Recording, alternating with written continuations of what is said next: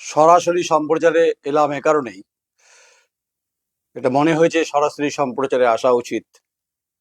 তাই আগাম সংকেত কিছুটা আমাকে বয়ে বেড়াচ্ছিল। তো যখন আগাম সংকেত বয়ে বেড়াচ্ছে, সেখানে আমার দায়িত্ব এবং গণতান্ত্রিকভাবে যে ফোর্থ পিলারের ভূমিকা সেটা আমি পালন করবো, এটা স্বাভাবিক। দামোদরের পারে মাটি উত্তপ্ত হচ্ছে, অবশ্যই খণ্ডঘোষ বিধানসভার কথা বলছি। আসলে আমি বিগত কয়েক দশক ধরে বা কয়েক বছর ধরে এই অঞ্চলের মাটিটা সম্পর্কে আমি খুব ওয়াকিবহাল। তাই বিপ্লবী বটুকেশ্বর দত্তের জন্মভিটিতে শপথ করে বলছি, নমন করে বলছি, যে গণতান্ত্রিক ফোর্থ পিলারে যে ভূমিকা আছে, সেই ভূমিকায় আমি অবতীর্ণ থাকবো বিভিন্ন ঘটনার পরিপ্রেক্ষিতে, গ্রামে খেটে খাওয়া মানুষের পক্ষে, প্রান্তিক স্তরের পক্ষে। আর অপরাধ যখন হবে রাজনৈতিকভাবে, তার মোকাবিলা করার সৎ সাহস আমার আছে। যারা কমেন্টস করতে চান তারা কমেন্টস করবেন, যারা কমেন্টস করতে আমাকে তির্যক মন্তব্য যদি করতে চান সেটাও করবেন, আমি সবিনয় সেটাকে গ্রহণ করব। আমি মনে করি যে খণ্ডঘোষের বিপ্লবী বটুকেশ্বর দত্তের মাটিতে নমন করে যখন কোনো কথা বলবো, দায়িত্ব নিয়ে বলবো। আমি এ কারণে বলছি যে আমার দেখা 2 বছরে আমি 3টে ওসি বদল হতে দেখেছি। খণ্ডঘোষের কথাই বলছি আপনাদের। তো অনেকে সে সময় বলেছিলেন যে কিছুই করা যাবে না, কিছু করতে পারবেন না, দা কোয়েরি খায় না মাথায় দেয়। যারা এখন বিভিন্ন জায়গায় পদে আছেন তারা বুঝতে পারছেন যে সংবাদ আর সাংবাদিকতা যে জৌলুস, সেটা কখনো জৌলুস না, এটা কৌলিন্য বলতে পারেন। কখনো কৌলিন্য মাটিতে গড়াগড়ি খায় না। তাই অধিকারের প্রশ্নে হোক, বিভিন্ন ঘটনার ক্ষেত্রে হোক, সে ওয়ারি হাই স্কুলের দুর্নীতির প্রশ্নে হোক, এটা তো পরে একদিন হবে, অপেক্ষায় আছি তো আমি। কারো জমি নেওয়া এবং রাস্তা বার করা, সে সংবাদও পরিবেশিত হয়েছে। কোনো টোটো চালককেও অত্যাচার, সেটাও হয়েছে, পরপর হবে। এবং হচ্ছে যে খণ্ডঘোষ থানার উল্টো দিকে কি হচ্ছে সেটাও হবে। আমি আগাম সংকেত দিয়ে রাখছি যে সুরে ঝংকারে আপনাদেরকে মূর্ছনায় নিয়ে আসবো না। গণতান্ত্রিকভাবে যে কথা আগের পূর্বতন ওসিরা জেকেছে সেটাই করব। তো অবশ্যই তথ্যের উপর দাঁড়িয়ে আমি তথ্য নির্ভর বস্তুনিষ্ঠ কথাবার্তাগুলো বলার চেষ্টা করি। তাই আইপিএস অফিসার দ্যুতিমান ভট্টাচার্যকে যখন আমি বলেছিলাম যে কম্পালসারি ওয়েটিংয়ে যাবেন, আমি বুকের খাঁচা নিয়েই বলেছিলাম, কারণ আমার কাছে খবর ছিল। আমি কোনো কথা বললে, যখন সংবাদ পরিবেশিত করি, দায়িত্ব নিয়ে করি না। আমি কোনো হোয়াটসঅ্যাপ ইউনিভার্সিটি রিপোর্টার, আমি খণ্ডঘোষের শাসক দলকে বলছি, সবাই কি বলছি, না আমি হচ্ছে ইউটিউবার, না আমি চ্যাট ইউনিভার্সিটি চালাই। আমি যেটা করি সেটা মধ্যরাতে যখন মনে হয় মানুষের পক্ষে, আমডানের অভিজ্ঞতা অনেকে জানা আছে। সেই সময় তৎকালীন ওসি তিনি কি করেছিলেন, সে গ্রাম জুড়ে তাণ্ডব করেছিলেন, সব ভয়ে পালিয়ে গেছিলেন, জঙ্গলে লুকিয়েছিলেন বিজেপি করার অপরাধে। আমরা স্টেশন পর্যন্ত গেছিলাম, মধ্যরাত পর্যন্ত ছিলাম আমি। তাই আমাকে এসবগুলো বলে লাভ নেই। আমি এগুলো মনে করি যে এগুলো গণতান্ত্রিক ভাবে লড়াইটা করতে হয়। আর মানুষ জানেন তো অসহায় খুব, সে রাজনৈতিক ভাবে হোক বা বিভিন্ন ভাবেই হোক, তারা সবসময় অসহায় যখন হয় তখন একটা সহায়তা, অন্তত তিরপল তারা খোঁজেন। আমি তিরপল কিনা বলতে পারবো না, কিন্তু আমি তারপিন তেল বা কার্বলিক অ্যাসিড যখন দেবো, সেই সাপ শুদ্ধ মরে যাবে। তাই আগের ওসিদের পরিবর্তন ঘটনার প্রবাহের ক্ষেত্রে আমি সাক্ষী, এবং আমি সেই সংবাদগুলো পরপর ধারাবাহিকভাবে পরিবেশিত করেছি। তা আমি যখন কোনো কথা বলি, দায়িত্ব নিয়ে বলি। আচ্ছা, এটা নিয়ে অনেকের অনেক কথা হয়েছে। বাঁকুড়া মোড় থেকে আসুন, ওখান থেকে উকড়ি থেকে আসুন, সগড়ায় আসুন, বাদুড়ি আসুন, কুলে আসুন, জুবলে আসুন, তাঁতিপাড়া আসুন, সবটাই চিনি, কুমিরকোলা আসুন, লোদনা আসুন। কোথায় কোথায় যেতে হবে শুধু লিস্ট করুন আপনারা। সে পুলিশকেই বলছি আর যে শাসক দলকে বলছি, লিস্ট করুন যে আমাকে কোথায় যেতে হবে। এখন যেতে হবে ঘড়িতে 10টা 10, নাকি 12টায় যেতে হবে, নাকি 2টোয় যেতে হবে, নাকি 3টেয় যেতে হবে। দেখুন, আইন আইনের পথে চলবে, এটা স্বাভাবিক ব্যাপার। কিন্তু আইন যখন শাসকের তল্পিবাহক হবে, তখন সংবাদ ও সাংবাদিকতার যে কণ্ঠস্বর, যে প্রতিবাদ, সেটা হবেই। প্রথমত, আমি প্রভুত্ববাদে বিশ্বাস করি না, দলদাসে সাংবাদিকতা করি না, একটা চকলেট আমি খাই না। তাই আমি ইঙ্গিত করছি, বুঝতেই পাচ্ছেন, কর্মজীবন নতুন, ভালো, আপনার শুনেছি ট্র্যাক রেকর্ড, কিন্তু শাসক দলের তামাক খেলে সে তামাক কিন্তু ঝাঁঝালো হয়ে যায়। গলাটা খুব খারাপ, তাই চাটা খেলাম, আপনাকে একদিন চা খাওয়াবো। আমি নাম করছি না আপনাকে, বলবেন যে আপনি সাহস থাকলে নাম করুন, কেন নাম করবো না? আপনাকে যখন বাঁধবো না অজগর সাপের মতো, অজগর সাপের মতো যখন আপনাকে ল্যাপটাবো না, তখন আপনি বুঝবেন নয়ন রায় গণতান্ত্রিক ভাবে তা কোয়েরি কি। আর যারা যারা অ্যাডজাস্টমেন্ট করেছেন দুর্নীতির প্রশ্নে, তারা আমাকে জানে আমি ওই জমির ধারে ওই ঢ্যামনা সাপ নই। অবশ্যই আমি অজগর পাইথন বলতে পারেন, গিলে নেবো পুরোটা। গ্রামের মানুষকে চমকাবেন, হুম, গ্রামের মানুষকে ধরবেন, শাসক দল বলে দেবে সেটা করবেন, এটা পুলিশের কাজ নাকি? আছে আপনাদের সিআরপিসি ধারা ফারা আছে, আপনারা বিভিন্নভাবে মানুষকে হ্যারাসমেন্ট করতেই পারেন, ধারা দিতে পারেন, আমাকেও দিতে পারেন। আপনি একবার দিয়ে দিন না। আমার ওই অনেকদিন মশার কামড় খাওয়া হয়নি লকাপে, আমি চাইছি যে অন্তত মশার কামড়টা হয়ে যাক। এসে মশার কামড় যদি হয় ওডোমক্সটা মাখবো না, কিন্তু তারপরে বেরিয়ে এসে তো হবে। আমি আসলে আপনাকে বারবার বলছি না, আপনাকে আমি বার্তা দিচ্ছি না, আপনাকে আমি বলছি সংকেতের একটা ঝড়, যা দামোদরের পাড়ের খণ্ডঘোষের বিপ্লবী বটুকেশ্বর দত্তের মাটি উত্তপ্ত করেছেন আপনি। তাই আপনার সঙ্গে আমার দেখা হবে, 2-4 দিনের মধ্যেই দেখা হবে। জাতীয় করিডোর প্রশ্নে সাবজেক্টটা বলি, এটা কেন্দ্রীয় সরকারের প্রজেক্ট এবং সেই প্রজেক্টের প্রায় পরিমাণ অনেক। খড়গপুর টু মোরগ্রাম গাড়ি গতিবেগ হবে 120, 80, 90, 120। কৃষকের ধান যাবে, কৃষকের ট্রাক্টর উঠবে, শ্রমজীবী মানুষের গাড়ি যাবে, বড় বড় কন্টেনার যাবে, চেহারা পাল্টাবে। আমি জাতীয় করিডোরের পক্ষে না বিপক্ষে সেটা ইস্যু নয়। ইস্যু হচ্ছে জমিকে কেন্দ্র করে যে ঘটনা বাতাবরণ তৈরি করেছে শাসক দল ওখানে, যে অভিযোগ আমার কাছে এসছে, তার জন্য মোকাবিলা করার জন্য জুবলিদি যথেষ্ট। এটুকু ইঙ্গিত দিয়ে রাখলাম। তাই ভাববেন না যে শীত ঘুমে চলে গেছি। খণ্ডঘোষে আমার অধিকার আছে লড়াইয়ের প্রশ্নে, গণতান্ত্রিক ভাবে। আমি গণতন্ত্রের চৌহদ্দ পেরোই না কোনো সময়। তাই ওখানকার যারা যারা আছেন এখানে, এক তো 26-এ দেখা হবে, 26-এ বিধানসভা নির্বাচনে পুলিশের ভূমিকা দেখবো ওখানে, ওখানকার প্রশাসনিকভাবে বিডিওর ভূমিকাও দেখবো। পঞ্চায়েতে দেখেছিলাম কে কিভাবে ভোট করায়, সেটাও আমার চোখের সামনে হয়েছে। এসআইআর প্রশ্নে ওখানে কাটা আছে, ওগুলো সামলান পুলিশকে বলছি।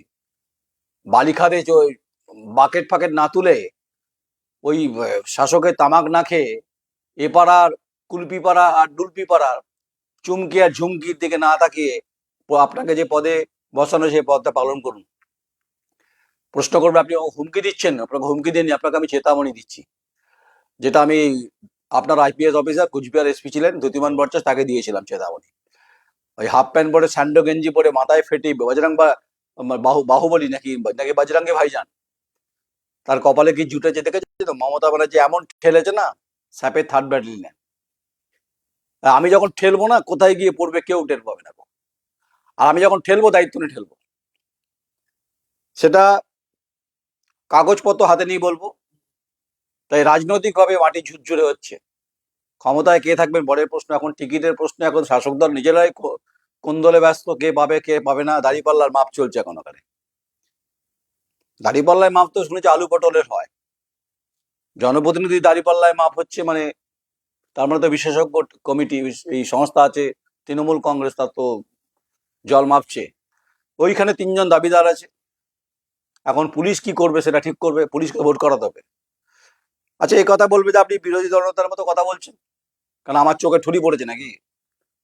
না আমি চোখে কম দেখি? আমি কি প্রথম নির্বাচন দেখছি নাকি, না দেখবো? দেখবো প্রথম? 90 দশক থেকে তো নির্বাচন দেখছি সাংবাদিকতার তাগিদে, সাংবাদিকতার স্বার্থে, গণতান্ত্রিক ভাবে দেখার অভিজ্ঞতা আছে। তাই বামেদের আস্ফালনও দেখেছি, 200 থেকে 235 হয়, এবার 9 এবার এসব দেখেছি। মশার কামড়ের খেয়েছি। মমতা ব্যানার্জি রাস্তা আটকে সোনালী চতুর্ভুজ প্রকল্পে, টাটা ন্যানো প্রকল্পে কি করেছিলেন সেটা সবাই জানে মানুষ। তাই জাতীয় করিডোরের প্রশ্নে যদি মানুষকে চমকাচমকি হয়, জানি না ডিএম এখানে কি করছেন। ডিএম কে নিয়ে তো অনেকে ইতিমধ্যে কমপ্লেন গেছে, যে কমপ্লেন আমি করিনি, কমপ্লেন করেছেন অপোজিশন লিডার।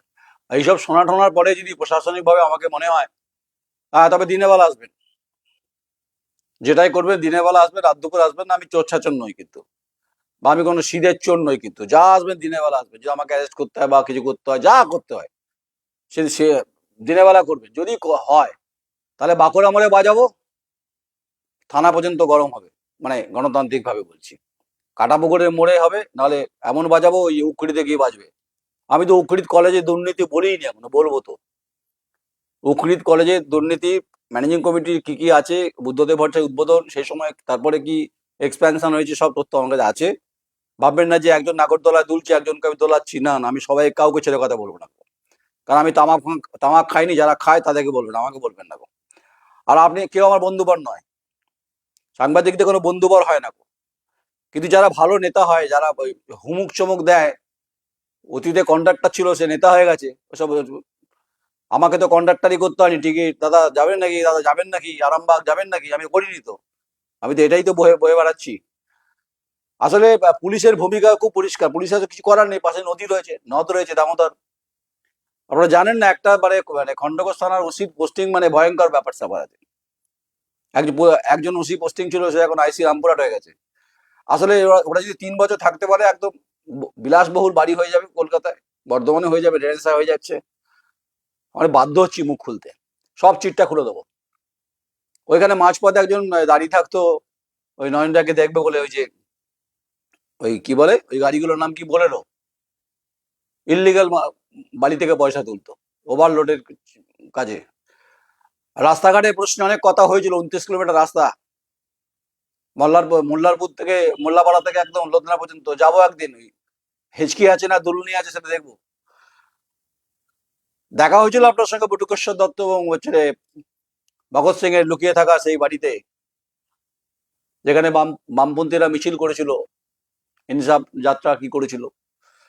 তো এবার আপনাকে বলছি, ইনসাফ মিলনা চাইয়ে, ইনসাফ মিলনা চাইয়ে, ইনসাফ মিলনা চাইয়ে। আর গণতান্ত্রিক ভাবে মোকাবিলা হবে। নিরীহ মানুষ যদি আপনার জাতাকলে পড়ে, আমার কাছে এই তথ্য আছে, যখন যখন আমি কথা বলছি, আমি তো অপেক্ষা করছি শুধু সময়ের জন্য। শীতের রাতে বসেছি নিশ্চয়ই গল্প করার জন্য বসিনি। নয়ন রায় কাউকে অন্তত তেল দিয়ে পার হয়নি কিন্তু।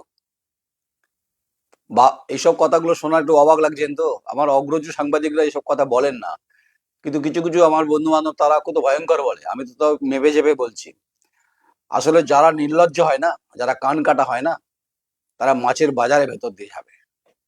তারা ভাবছে বালি থেকে পয়সা তুলবো, নেতাগিরি করবো, আর উপরে সেটিং রাখবো, আর পুলিশকে ফিট রাখবো, আর গ্রামের লোককে চমকাবো। ওপেন হবে, একটু অপেক্ষা করুন আপনি।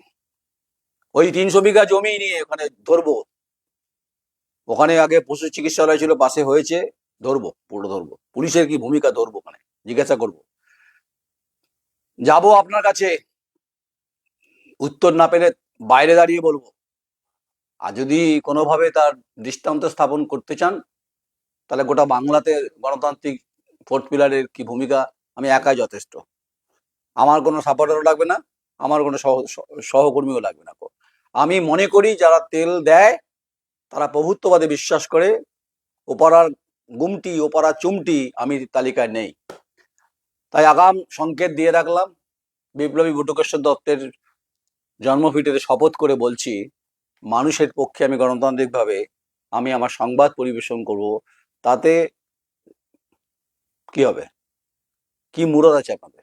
বড়জোর বড়জোর হয় লক আপ, সেটা দিনের বেলাতে হোক, রাতে করবেন না, বিড়ম্বনা বাড়বে। আর ভাববেন না যে আমি অন্তত, আমি নেতাদের মধ্যে বলতে পারি না তো, চুরি বুড়ি পরে এসছি বলতে পারি না। আমার হাতে তো কিছু না কিছু গণতান্ত্রিক ভাবে বিচার ব্যবস্থার প্রতি আমার কিছু তো যোগাযোগ আছেই আছে। আমি নাম উচ্চারণ করছি না, মনেই করছি না আপনাকে আমি সাবজেক্টের মধ্যে। ভেবেছিলাম আপনি খুব সজ্জন ব্যক্তি, কিন্তু আপনার আচার আচরণ যা শুনছি, শাসক দলের তামাক খেয়েছেন নাকি? তামাক খেলে কিন্তু ধোঁয়া উঠবে, তো কাশি হয়ে যেতে পারে। আমি নয়ন রায় বলছি, বাঁকুড়া মোড় থেকে হবে, জুবলের মোড় থেকে হবে, গোটা অঞ্চল আমার চেনা জানা। আর উখরিদ কলেজ হবে, সরঙ্গা ওখানে আছে, স্কুলের দুর্নীতি আছে, আমার কাছে এসছে কাগজপত্র। ওখানে ওখানে বালি নিয়ে কিছু মাতব্বর আছে ওখানে। সেটিং দত্তের প্রকল্প চলছে নাকি? তুই থাক আমি থাক, মাঝখানে দুলি হচ্ছে। গণতান্ত্রিকভাবে প্রশ্নের উত্তর দিতে হবে আপনাকে। আপনি 11 সালে সিপিএম থেকে তৃণমূল, তারপরে হচ্ছে 16-তে, তারপরে 21-এ, আবার আপনি বলছেন আবার এবারও চাই। কত চাই? মানে ওই আপনার মুখ্যমন্ত্রী বলে কত চাই। একটা মানুষ কেন থাকে জানেন তো? তার জনপ্রিয়তায় থাকে। নারায়ণ মুখার্জিকে চেনেন তো? আপনি বামপন্থী ছিলেন, মারা গেছেন, তিনি 7বারের বিধায়ক ছিলেন, বসিরহাট দক্ষিণে ছিলেন। তাই স্মরণীয় বরণীয় কোনো কাজ এমন করেছেন, তাহলে আপনি থাকবেন, নালে উড়ে যাবেন, মানে দল আপনাকে ছেটে ফেলবে। যাই, আপনাকে অযথা টানছি। আপনি এই সময় শীতের মধ্যে আছেন, মিটিং ফিটিং করছেন, এসআইআর নিয়ে ব্যস্ত, ভূত ভূত ভূত আর ভূতগ্রস্ত আতঙ্কগ্রস্ত অবস্থায় রয়েছেন। মানে কোথায় জল মেশাবেন না কোথায় দুধ মেশাবেন ঠিক করবেন। আর যাই হোক, এই রাস্তা দিয়ে প্রায় যাই। আবার রিপিট করি, একটা কথা আগেও বলেছিলেন, একদিন বলেছিলেন শুনেছি, কেউ বলেছিল 16 চাকার ডাম্পার, 18 চাকার ডাম্পার দিয়ে নয়নটাকে বুঝে নেবো। 108টা চাকার ডাম্পার নিয়ে আসবেন দম থাকলে তো। আর যদি গণতান্ত্রিক ভাবে ওখানে আক্রান্ত হয়ে দায়িত্ব নেবেন বিধায়ক। গণতান্ত্রিক ভাবে যদি দায়িত্ব নিতে, যদি আক্রান্ত হয়ে দায়িত্ব নেবে পুলিশ। আর প্রত্যেকটি গ্রাম পঞ্চায়েত খণ্ডঘোষের প্রধান, উপপ্রধান, পঞ্চায়েত সমিতি সভাপতি, আরো কিছু নেতা, নাম করছি না, সবকে দায়িত্ব নিতে হবে। আমি বলতে থাকবই, আর মানুষের পক্ষে আমি কথা বলবই। তাই হাওয়া যখন গরম হয়েছে, একটু তো অপেক্ষা করতেই হবে। দেখা যাবে এই গণতান্ত্রিক ব্যবস্থার সঙ্গে জুড়ে থাকা সাংবাদিকতা সঠিক কথা বলে, নাকি পুলিশের ডান্ডা সঠিক কথা বলে, নাকি পুলিশের রুল সঠিক কথা বলে। যদি পুলিশের রুল সঠিক কথা বলে, তাহলে আমডাল গ্রামটা সে মনে করাবেন, একবার মনে করবেন। আপনার পূর্বজ যারা ওসি ছিলেন তাদের জিজ্ঞাসা করবেন। মধ্যরাতে গ্রামের অধিকারের প্রশ্নে মানুষের পাশে দাঁড়িয়েছিলাম, সাপ বেজি উপেক্ষা করে। আমাকে সব ভয় দেখিয়ে লাভ হবে না কিছু। আমি আজ আছি, কাল নেই। যতদিন আছি, সিনা ঠুকে বলছি, আমি মানুষের পক্ষে, গণতান্ত্রিক ভাবে। আমি কোনো পক্ষের দলদাস নই। আমাকে কোনো তকমা লাগানোর চেষ্টা করবেন না। আমি কিন্তু জমির ভেতরে ঢুকে যাবো, কিন্তু দেখা যাবে কে আমাকে আটকায়, দেখবো। কমেন্টস করার থাকলে কমেন্টস করবেন। আসলে এই ভাষায় কথা বলতে যারা যে যেমন, তাকে সে ভাষায় উত্তর দিতে হবে। সিআরপিসি কিছু আইন ফাইন তো আমারও জানা আছে। আর বিচার ব্যবস্থা যারা বড় বড় আইনজীবী, তাদের সঙ্গে আমারও সম্পর্ক ভালো আছে। ভালো খেলা হবে, চাপ নেবেন না, বিরাট জমবে। শুধু একবার আমাকে ছুঁয়ে দেখলেই হবে। আর মশার কামড় যদি খেতেই হয় দিয়ে, তত ভালোই হবে। করবেন, দিনের বেলা করবেন। আর কি কি কেস দিতে পারে সেটা আমার আইডিয়া আছে। আমি অ্যাডভান্স বলছি, মানে নামবো আমি, এই 2-1 দিনের মধ্যে নামবো, দেখবো আমি। আপনি থাকবেন তো? মানে দেখা হবে আপনার সঙ্গে। চলুন, আপাতত এই থাক। আপনার ক্ষমতা আপনি প্রয়োগ করেছেন, করবেন, করুন। আপনি পুলিশ, আপনি, আপনাকে তো বলে দিয়েছে। আসলে আপনাদের উপায় নেই, আপনাদের শাসক দলকে আপনাকে খুশি করতেই হবে, নাহলে আপনার কপালে ভাঁজ আছে। আপনাকে কোথায় ঠেলে দেবে কাকদ্বীপ মাকদ্বীপ, আপনি তখন কেঁদে কুল পাবেন না ছেলে বউ নিয়ে। এমন ঠেলবে তুফানগঞ্জ, খুব বিপদ। যেমন এই রায়নার একের যে ভিডিওকে ঠেলেছে তুফানগঞ্জ টুয়ে আসাম বর্ডারে, সে বেঁচে যাওয়ার কান্নাকাটি করছে। কত 127টা আইসি বদল হয়ে গেছে, কোথায় ঠেলে দিয়েছে। এখানে আছেন, কালিম্পং চলে গেলেন। এখানে আছেন, ভুটান বর্ডারের জায়গায় চলে গেলেন। এখানে আছেন, চলে গেলেন পাথর প্রতিমা। এখানে আছেন, চলে যাবেন হচ্ছে অযোধ্যা পাহাড়ের কাছে বান্ধবান চলে গেলেন, বাঘমুন্ডি। তখন কান্নাকাটি হয়ে যাবে। অ্যালার্মিং এটা দিয়ে রাখলাম, হয়ে যেতে পারে। সঙ্গে থাকুন, কমেন্টস করুন, মতামত দিন। যদি কোনো গণতান্ত্রিকভাবে মানুষ আক্রান্ত হয়, এবং আপনারা যদি আক্রান্ত হন প্রশাসন ও পুলিশের হাতে, তথ্য সমেত তথ্য দেবেন, গোপন রাখবো নামটা। বাকি বাজনা কাসর ঘন্টা নিয়ে নেব। নমস্কার, আমি নয়ন রায়।